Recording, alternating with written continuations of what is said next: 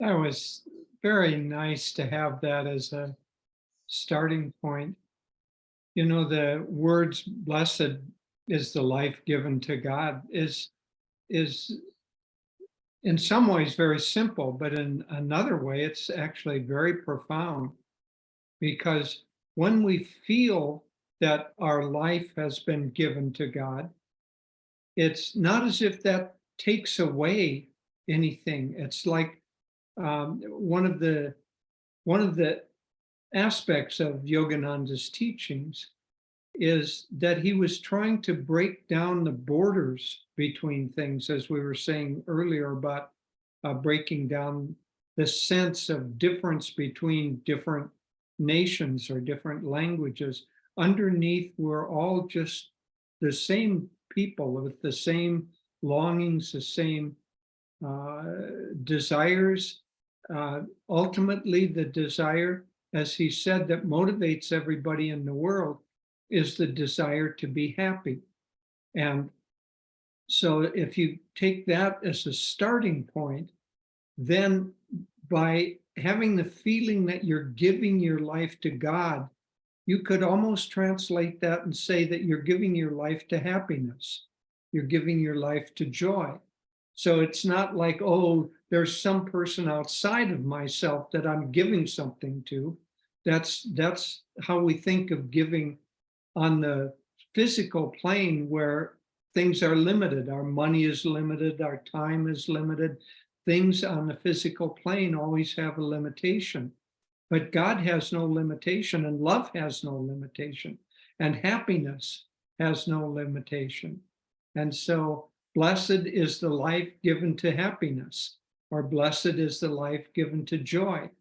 And if we think of it in that way, it takes away some of the wrong projections that stay in our mind. One of which, and maybe the one of the ones that serve us the least well, is that God is distant from us, or even worse, that God is a kind of a nasty, judgmental old man, the way we see him portrayed on Sistine Chapel by Michelangelo, where God is somebody who's there and his primary purpose is to watch us and wait for us to make a mistake and then judge us and penalize us somehow. So if we have that image of God, then blessed the life given to God. Who would want to give their life to somebody like that? I certainly wouldn't. But that is not at all the kind of I don't know, reality of God. One of the things that makes the autobiography of a yogi so great, and certainly for me, I think the thing that had the biggest impact in that book was the sense of Yogananda's actual experience of the things that he talked about. So it wasn't secondhand. That he actually experienced samadhi. He actually saw these saints. He actually saw his guru manifest himself after his death. All of these things, and because the vibration of the book is such, even in my early skeptical days, I didn't say, oh, that's impossible. I just said, well, I'm going to have to put that one on the shelf because it wasn't my experience. But I was thrilled by the expansive consciousness, and most of all, by the joy and the love that was contained in that expansion of consciousness.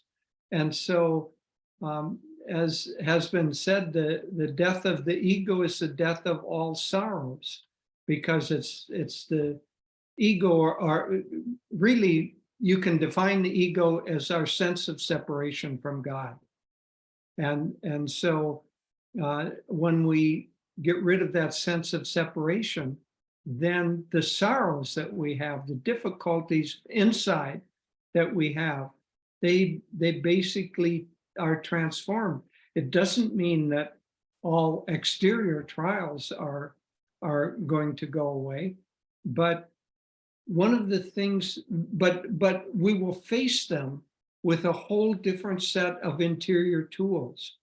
One of the things that's been really fortunate in our lives, and the work of Ananda, I would say the primary work of Ananda, is to take these spiritual principles, these teachings, and not just say, oh, they're nice theory, or there's something that we can do for an hour in the morning and a half hour at night, but then the rest of the day we can just ignore this spiritual stuff. It's the fact that it's integrated.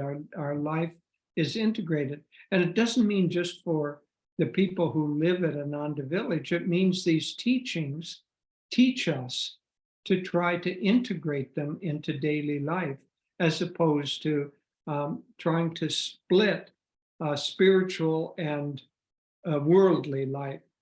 One time, Swami Kriyananda was on a lecture tour, and he was staying with a businessman in Vancouver, Canada.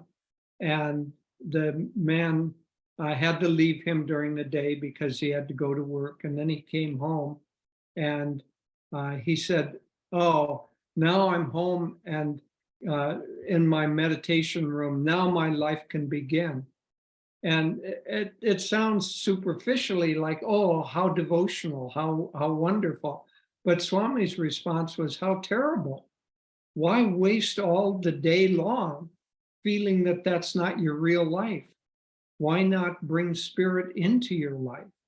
And so that's in many ways what our life, our work, the way Devi and I live our life, that's what we're trying to do, is we're trying to live in such a way that everything is integrated. And so if everything is integrated, where does work end and not work begin? As somebody asked Mahatma Gandhi, don't you ever take a vacation? And he said, oh, well, why should I? I'm always on vacation. And certainly he had one of the busiest lives that you can imagine. But it is so much in our consciousness that these difficulties exist. So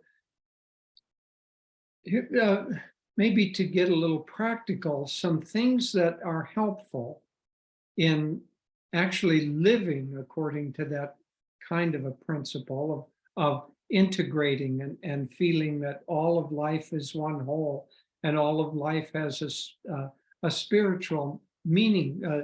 All of life is a search for joy, put it that way. One thing that's helpful in that is, first of all, we really do need to start the day with meditation. Because if we just get up and get into a daily routine and our minds get busy, the mind is naturally busy. The nerve endings in the brain are firing all the time. And so if we start the day immediately getting engaged in problem solving, in plans, in worries, and anxiety, and all of the things that make up the thousands and thousands of thoughts we have every day, if we immediately get immersed in that, then it's hard to pull back and have any sense of non-attachment to our life. Because if we're too attached to things, then things are going to seem very, very real and anxious producing. Imagine playing a game of Monopoly. I imagine you all know what the game of Monopoly is. Anyway, if you don't, it's about you have a stash of money and you move a piece around a board and you buy property and you have to pay rent or you get rent, all of that. So it's just a game and you play it for an hour and everybody has fun, probably except the person that loses. But nonetheless, the game is a game because you know it's a game. But if for some reason the mind was all of a sudden immersed to a degree that when you landed on some property or you landed on a square that said you have to go to jail, you felt that that was real, how absolutely frightening that game would be. Well, that's kind of the game of life. It really is a game. It's a dream. It's God's dream. But because we're immersed in it and attached to it, it is more anxiety producing than something that we know is a game. But the masters know that it's a game. And that doesn't mean that they don't play the game, they don't go through the same things, but on the inside, there is that degree of non-attachment. And that's what morning meditation allows the mind to become still and for us to withdraw enough so that we become more observers to our consciousness than just completely immersed in it. So if we want to live a life, a blessed life of joy or blessed life of happiness, we have to have methods that allow us a little bit of distance, a little bit of non-attachment to be able to observe the game as a game. So start with meditation. Then the second thing that's helpful is to see that what we do is a way of producing joy. And if you, or happiness, and if you just try to help others be happy, you yourself are going to be happy. It's so true what it says in the Bible, give unto others that which you would like them to give unto you. And it sounds kind of distant and, oh, it's something Jesus said and it is ideal. But if you try to make people happy, you're going to be happy. If you try to make people unhappy, or you push people, or you criticize people, or you judge people, then those mental thoughts poison your own consciousness.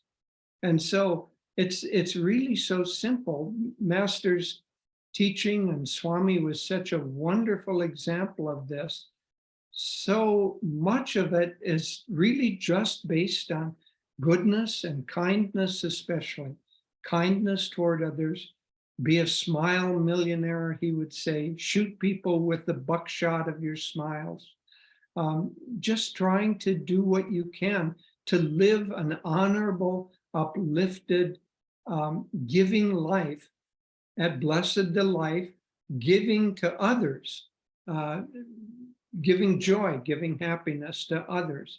And if we can live in that way with a little bit of detachment, then yes, we're still going to go through bodily ailments. We're still going to go through the illness and death of those who are close to us. We're going to go through all the normal problems of life, but going through those with a negative attitude doubles the problems. Going through them with a joyful, happy attitude cuts the problems in half, both for us and those that we interact with. So meditate in the morning, work with concentration. We have to, but work with kindness and happiness, interior happiness, and trying to help the people around you be happy. And then close the day also in the evening by reflecting, coming back into your deeper self, meaning in this sense, you're more detached and more joyful self. And it's good to reflect on the day and to just look at what I could have done differently, how I can do things differently tomorrow, to appreciate the things that came, just to keep a positive energy, mental energy flow. And if we live in that way and integrate our life in that kind of a sense, then life becomes so much nicer and honestly so much easier for us. And it really is not that difficult. It's a choice of perspective only. It isn't, you don't need to change much except your own perspective of things. So meditate in the morning, be happy, make others happy, be kind, uh, receive and give kindness and love, and remember that all God wants of us is our happiness. That was fun. Um, Swami Kriyananda, who was Ananda's founder and our direct disciple of Paramhansa Yogananda and our teacher for oh, many, more than 45 years, uh, he was a wonderful role model. And he would often tell a story about when he went to on a lecture tour in Australia, and a man came up to him and said, "I'm an atheist. What can you say to me that would be helpful about God and how you see God?" And Swami thought about it, and he often told this story, I think in part because if we're honest, all of us are atheists. None of us, until you've experienced God, or maybe agnostics is a better way to put it, until you experience God, how do you know what you're talking about? How do you know that it really works? And so what Swami said to this man who said, "Well, I'm an atheist. What do you have to say to me?" Swami said, "Why don't you think of God as your own highest potential?" And the man said, "I can live with that." And but it's a wonderful way to think about it, that instead of thinking, well, I don't even know what God is, how can I say I want to live for God or find God? But if you can think, um, I want to find my own highest potential, then I can really, I can work on that. And what does that highest potential mean? The highest potential means your ability to act in a way that you know you should act, to be kind to people, to be understanding. It means to be able to perceive uh, reality on a deeper level. It means to be able to accomplish those things in life that you'd like to accomplish, goal setting and fulfillment. It means to be the kind of family member, spouse, or parent or sibling that you're really giving to the people and you're really helping them in their growth. And ultimately, our own highest potential is to realize who we really are, which is so much more than the personality or the likes and dislikes or habit patterns. We've been meditating now for more than 50 years, and it's a long cycle. And I, what I can, sometimes people say, well, what have you gotten out of it? Well, what I've gotten out of it is that I can feel, and I speak not just personally, I think I know many of my generation who have been on the path for a long time. It's true for all of us. It's you begin to realize there's something within me that's eternal, that is untouched by the difficulties of life. I can walk away from, not get caught if someone's trying to entangle me in negative emotions. And you just begin to realize I'm a part of something much greater than the little body, personality, life story. I'm a part of something eternal. And when you begin to touch on that, life becomes so freeing and so joyful. And what Yogananda brought to us, he came from India to America, but really he was trying to unite East and West, not just India and America, but the thoughts and perceptions of India, which are rooted from time immemorial in ancient realization and truth. And then the kind of energy and practical know-how that the West brings. And when you bring those two together, you are able to use the techniques and the teachings from the vast wisdom of India and apply them practically in your life. How do I succeed at work? How do I be a better parent? How do I accomplish my goals? How do I have good health? All the things that we work on in life. Yogananda's teachings cover all of them, all of them. And so it's really wonderful to be able to pursue this path. And for those of you, I don't know really where you are kind of in your pursuing of the techniques and teachings, but really moving along towards Kriya Yoga is a great, great gift. Once you receive Kriya Yoga, things accelerate.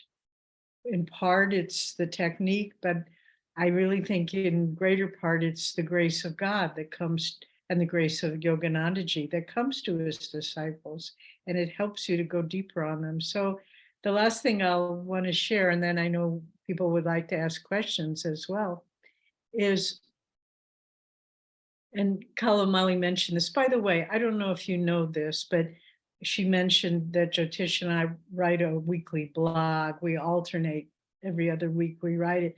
And we've been doing this for 10 years now. We just, April 2023 will be 10 years. So it's, we kind of shudder to think it's more than 500 blogs that we've written. But Kalamali and then Nara now has also joined the effort. They're the ones who do the graphics and the layout and the making sure that it reaches social media every single week. They do that. We have another man who helps us with editing and proofing, but we just are so grateful to Nara and Kalamali for that work that they do. But the last blog that I worked on, we had just been in Los Angeles, and we're giving a satsang at a center there, one of our centers in south of Los Angeles, a city called Torrance. And the center leader there said, how can you help people to keep their spirituality in the midst of a big city? And we talked about different things like not getting distracted, work on being more concentrated, not being pulled down into greed and self-interest, but be more generous and giving, not to be pulled down in negative emotions from people's life struggles, but really work and finding joy, and not to have a life of discipline, not self-indulgence. But, as we were saying, this path is not limited to where you sit to meditate. It's a moment by moment endeavor. And the more you practice it, the more rewarding and fulfilling it becomes. And so just to share with all of you, because I know you're scattered throughout Australia, and probably many of you haven't never seen each other in person and only through Zoom calls, but I would just really offer the thought, think of yourselves as a virtual community and try to find ways to support each other in your spiritual efforts, to deepen your friendship. We have a virtual community from our online at Ananda that's based at Ananda Village. And once Jyotish and I were doing a virtual satsang for them, and there was so much chats on the sidebar that I don't think they were really listening to anything I was saying. They were just, how's your mother doing? And did that job come through? And they were just all talking to each other. We were delighted. We thought this is a spiritual family. And so try to find ways to be connected, because it will help your spiritual efforts so much more. Maybe you do this already. I don't know your schedule so much, but if you had a virtual meditation on a regular basis where you just sit and meditate together in your own home, and it could be tremendously helpful. So Jyotish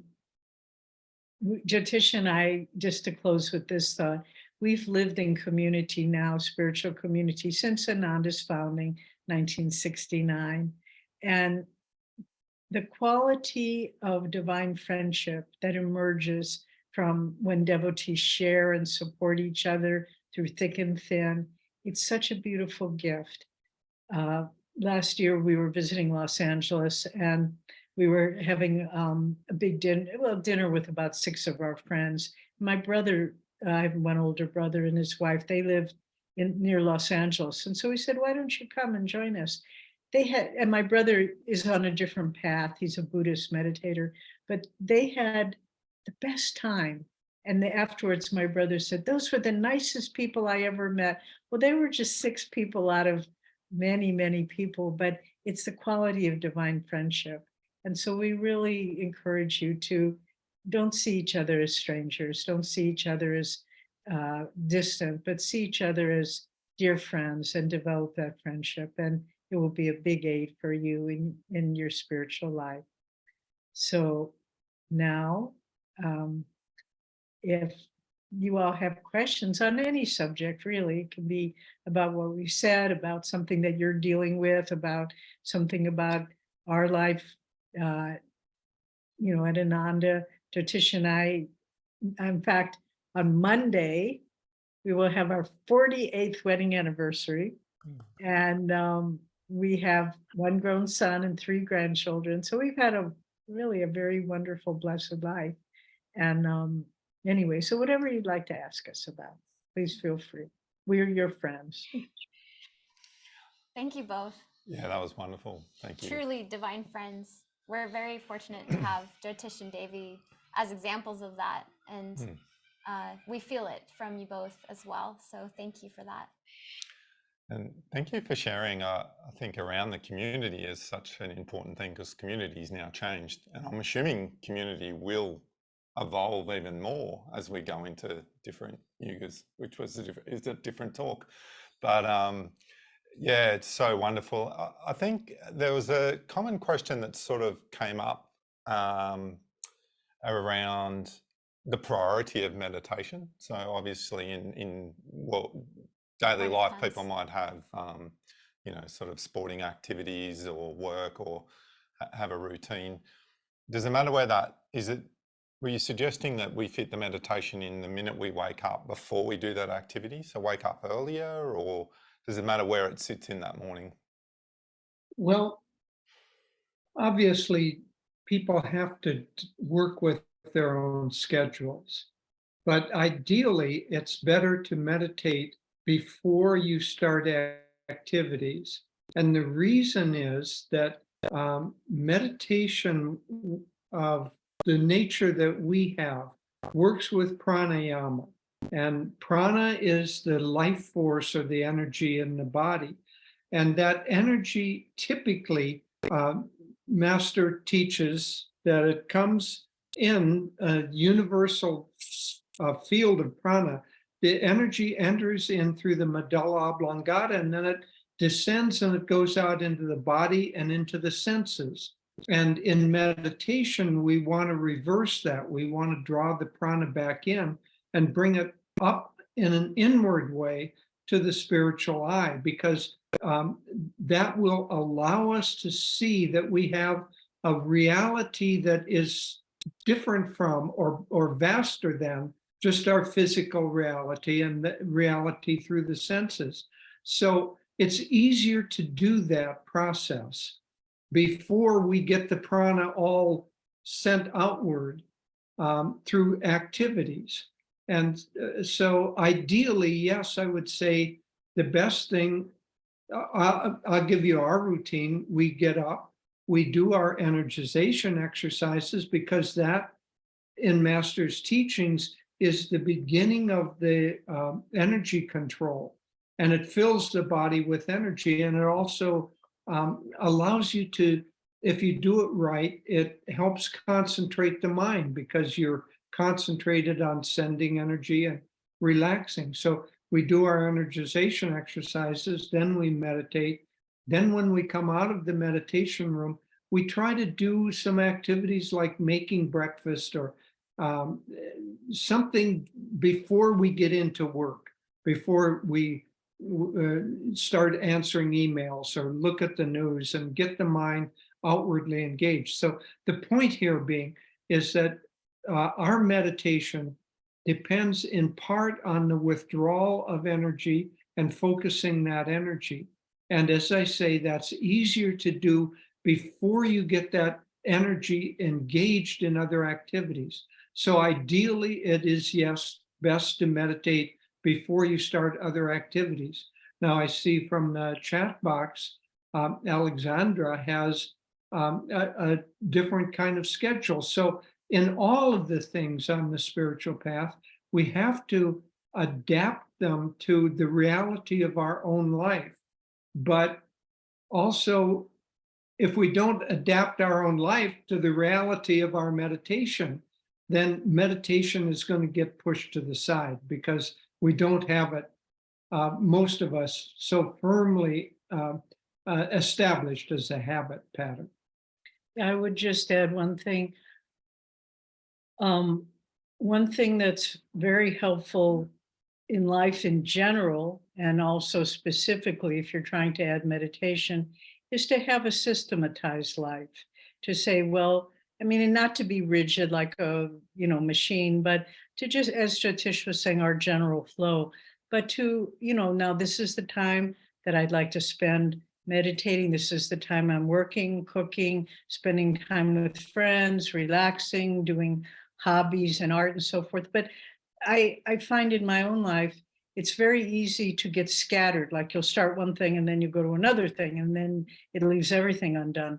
But if you can just kind of make your life more systematized, then if you're like, as Alexandra wrote, she's an athlete that has to begin training at 5:00. Okay, well, if you have to, then do that. But then you say, okay, now I know when I'm done with my training, whatever hour that would be, then at 7:00 or whatever, 7 to 7:30, just throwing out times, then that will be the time I meditate. So just make a commitment to what you need to do in life. And then it isn't just, oh, now I exercise too long and I don't have time to meditate. No, you systematize your life, and then you start to feel less overwhelmed. Life is overwhelming, let's face it. I don't think there's anybody I know that doesn't feel like, how do I keep up with my life? But the more you can use self-control and prioritize and commit to what's important, that's the essence of it. Someone else wrote, Annie, I think, said, Anil, sorry. He said, I'm in the habit of going for a walk first thing. Well, that's fine. But then, and yes, you can do a meditative walk where you're chanting or doing a mantra, but then it's not a replacement for meditation. So just make a commitment to what is important in your life: spiritual teachings and training, friendships, relationships, goal setting, but just feel like I am the captain of my life, not I'm just a little piece of driftwood getting knocked about by the currents. It's no fun to live that way. That was very helpful. And they said thank you as well, in case you didn't get to see that. So thank you both. We do have a really great question that's come up before, and we haven't been able to answer it formally yet. So it would be lovely to talk about, but it's got to do with how we progress into physical community and time together from more virtual. So we know you both have been a part of founding Ananda Village, which you have lots of experience from that, but also you've watched and helped many more Anandas to grow. So we're really talking to the experts. Well, I don't know about experts, but certainly we've had a lot of experience. Physical community, actual community is the epitome. And Yogananda said that it would eventually become the spiritual lifestyle or the lifestyle of this age of Dwapara Yuga. Because as Dwapara Yuga comes in and energy replaces form or takes ascendancy over form, then the ability to be together with other people who share the same kind of vibration or same energy or same aspirations, same habit styles, all of that is very, very helpful. And so that's certainly the epitome, is to try to have a physical community. We aren't quite there yet, but we're moving there, in the sense that when Ananda Village started, it was very, very hard to figure out how people could earn a living in such a rural setting, and just having a community that seemed far away. And we've had to work at it a lot over the years. It's gotten easier as the ability to work remotely has come in. So think of remote work as kind of Dwapara Yuga freedom. So you aren't bound by space. You don't have to be in one place in order to carry on your job. As we move into the future, I think that kind of thing is going to be more common. But coming back to the question, that allows at least the possibility for people to gather together and live together, where they share more than just, let's face it, a virtual community. If you're on a virtual link for more than an hour, it's really quite a long time in a given day. Whereas in a community, you're bumping up against other devotees all day long. And so that's the epitome. Virtual community is the next best thing, because at least you're connecting with people of the same aspiration.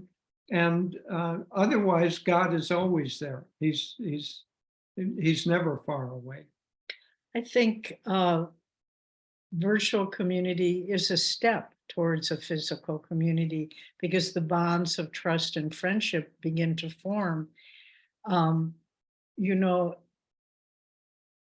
watching Ananda Village and other communities evolve and emerge, it's not easy. It's not easy on any level, because very often people, their karma. You're often having to work with people or associate with people that you don't necessarily get along with. But the beautiful thing is, if people are sincerely on the spiritual path, you work at it and you overcome that karma, and bonds of trust and friendship are that develop and support of each other. Just last week, one of our members was moving from one house at Ananda Village to another, and it was in the middle of a big rainstorm, and it was not an ideal day to move, but it was the only time they could do it. And so they put out a plea for help from the community. And I just talked to the woman yesterday. She said, in the pouring rain, 26 people came out and they helped us load the boxes into one truck or into many trucks, and then move them to the new house and unload the boxes. She said, this is a newer member. She's been here a few years. And she said, I've never seen anything like that. And I remember a number of years ago when our son was quite little, we have a big parcel of land. It's 750 acres. So it's, it's self-contained, but the freedom and the safety for children is just pretty amazing. So when our son was probably about 8 years old at that time, this was before the internet was so Netflix and all these streaming platforms. So once a week we would show a movie at our common room, and for the whole community to come to and enjoy.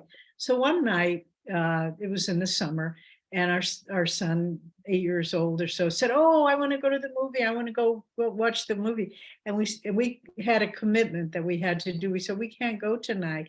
And he was very disappointed. We said, look, it wasn't too far from where we lived. We said, just walk over, and then when the movie's over, get a ride home with somebody. He said, okay. And he left very happily and came back very happily.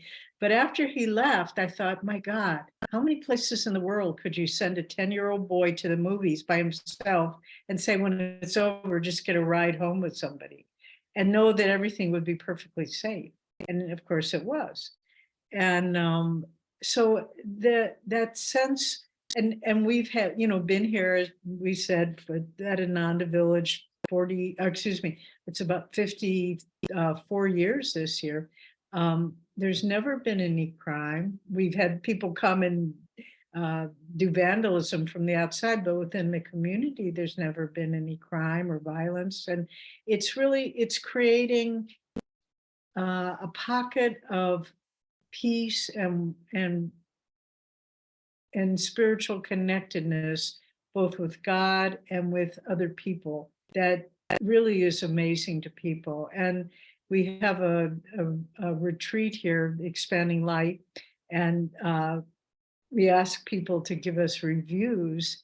And what did you like the most after they're leaving after a visit? And the thing that pleases me so much is what the most common thing that people comment. It isn't the yoga classes or meditation or teaching or the beautiful environment or the good food.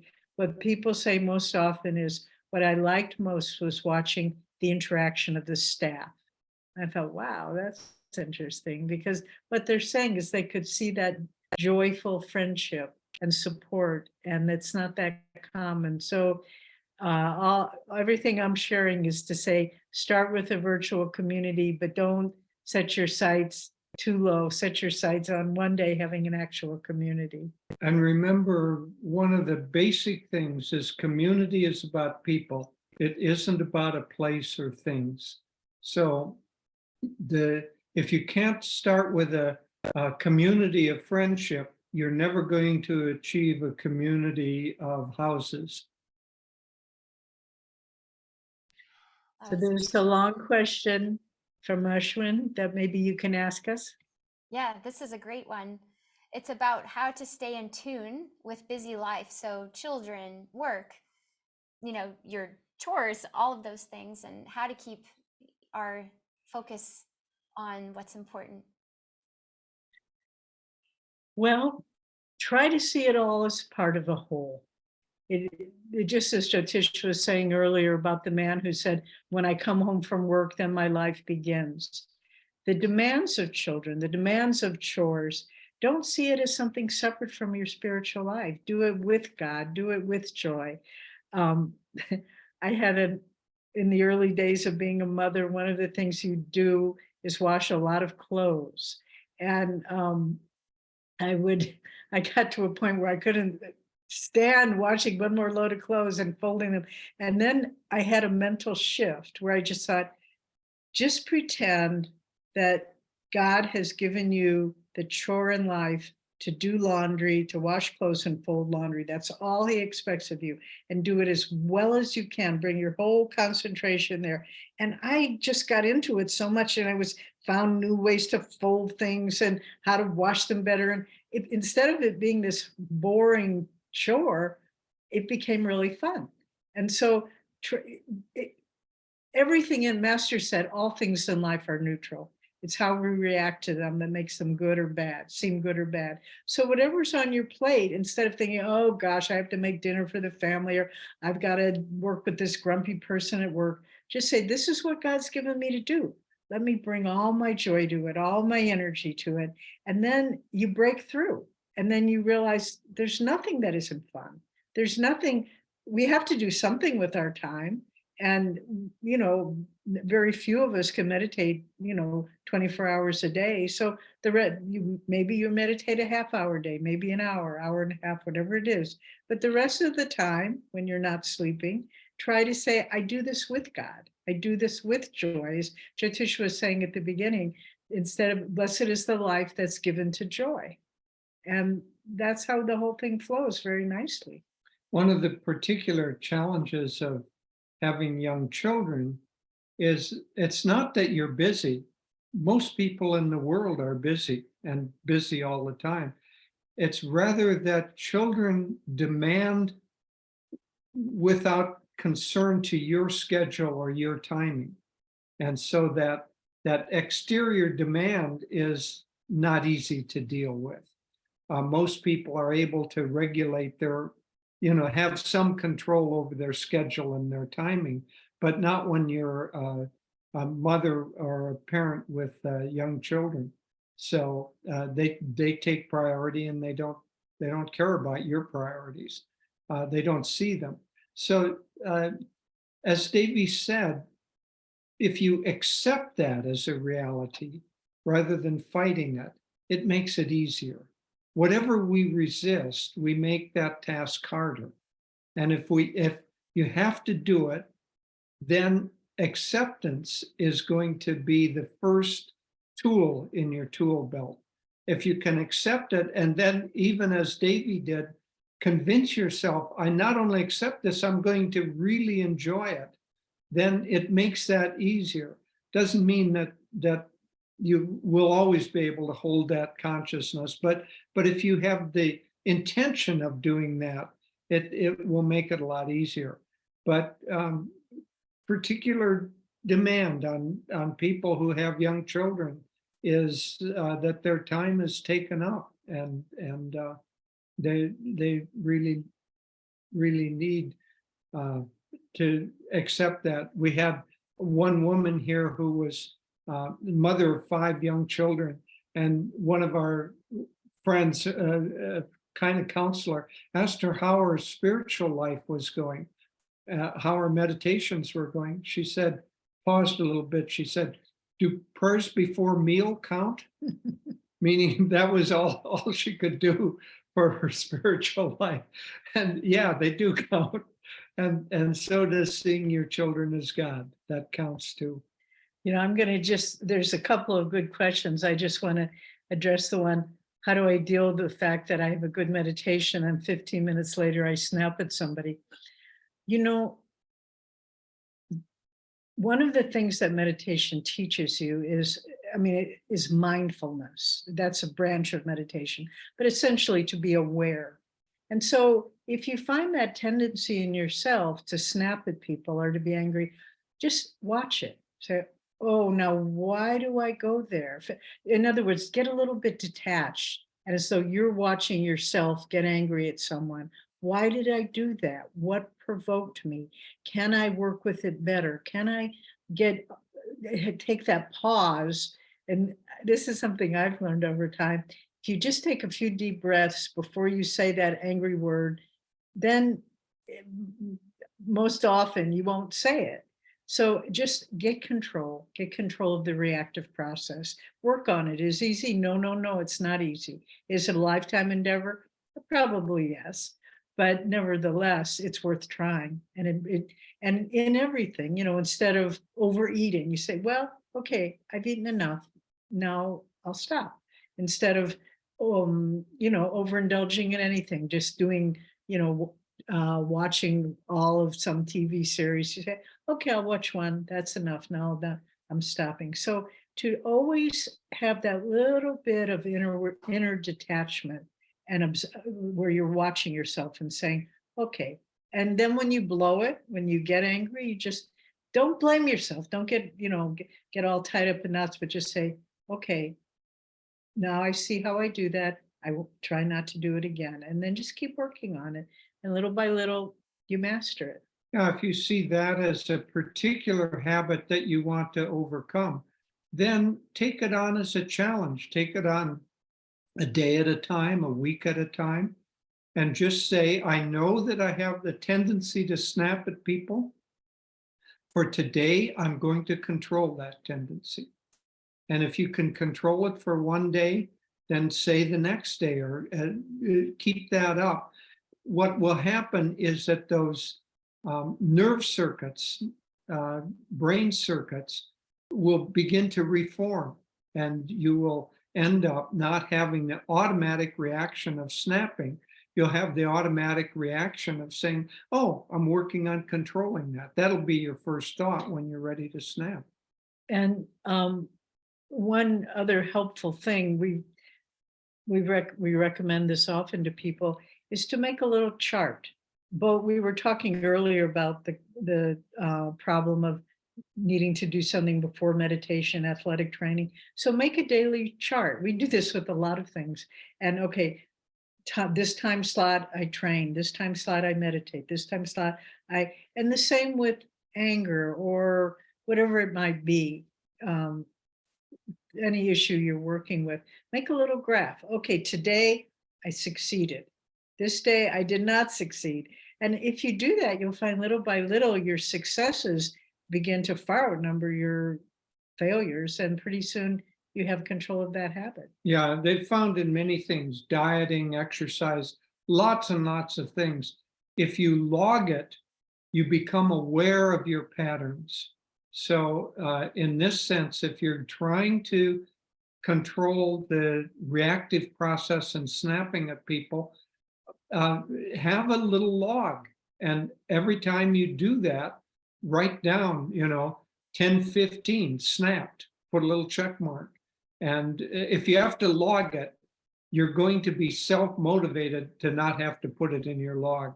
And there's Kalamali and or Nora, could you say the question from Patrick? Because we need to be ending pretty soon, but that's an important question. Jyotish can start with that.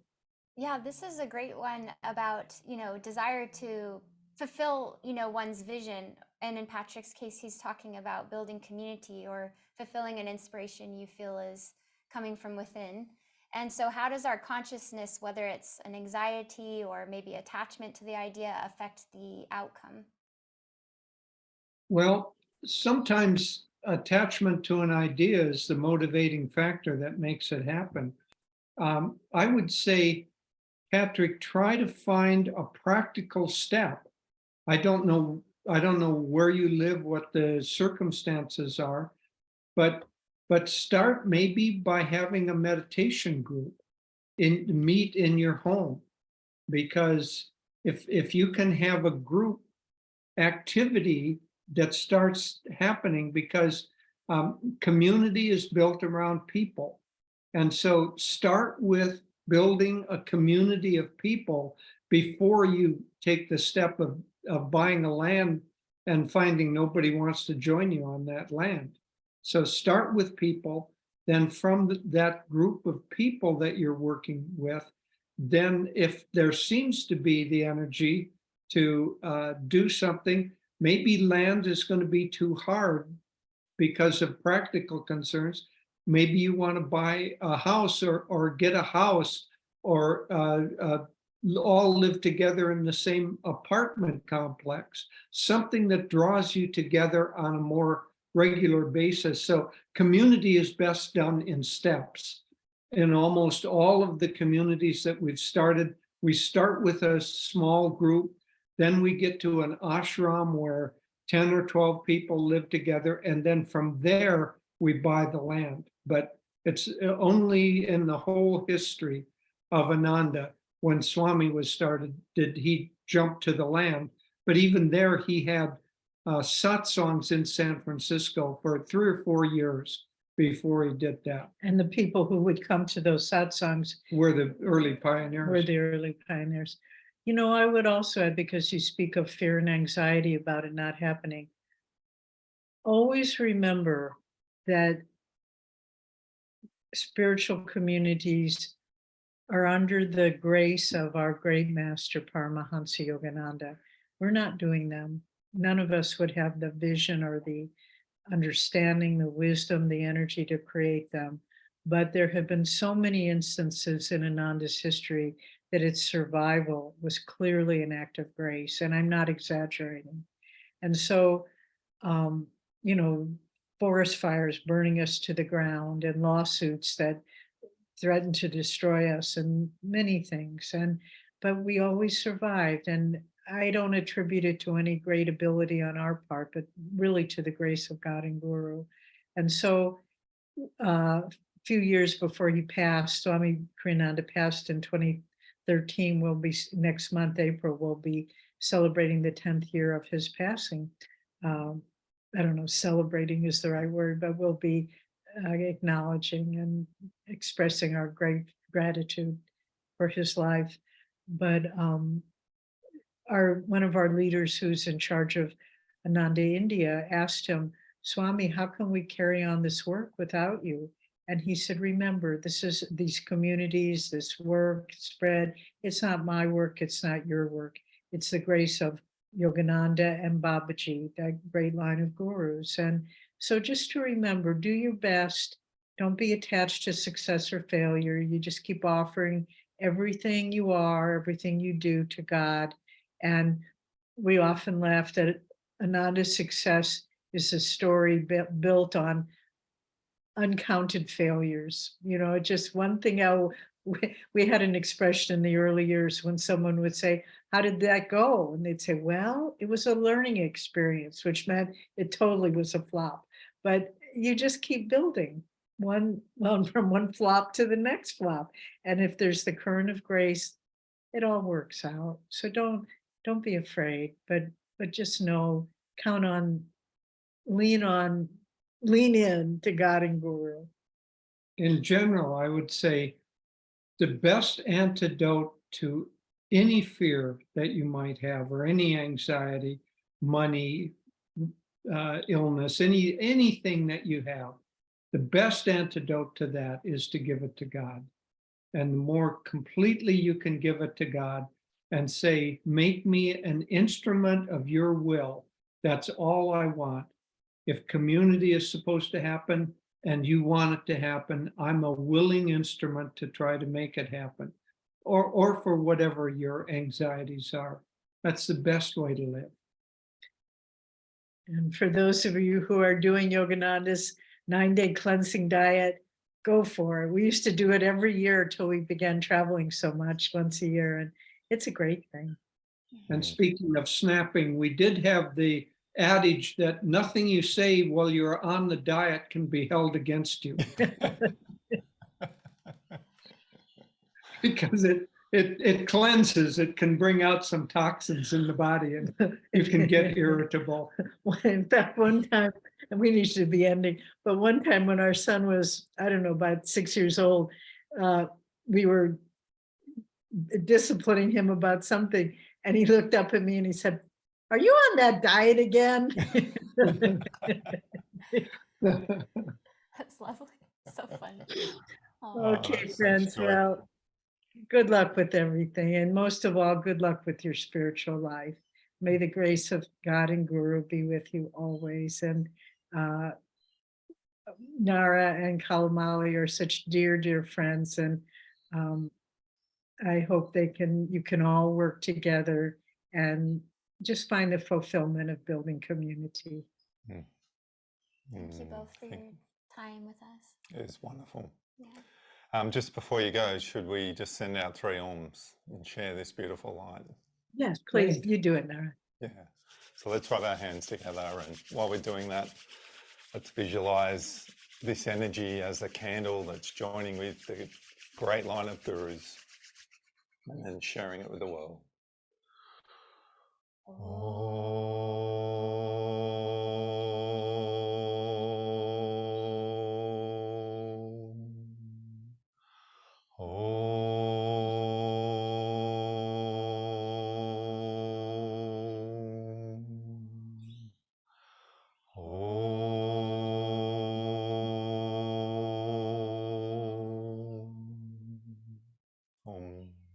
Peace.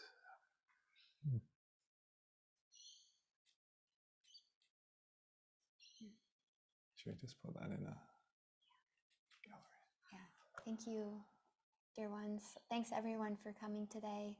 It's beautiful to see all of you here from all over. It's just fabulous. And thank you especially Jyotish and Devi. We look forward to seeing them again in the future. So we're hoping to do this more.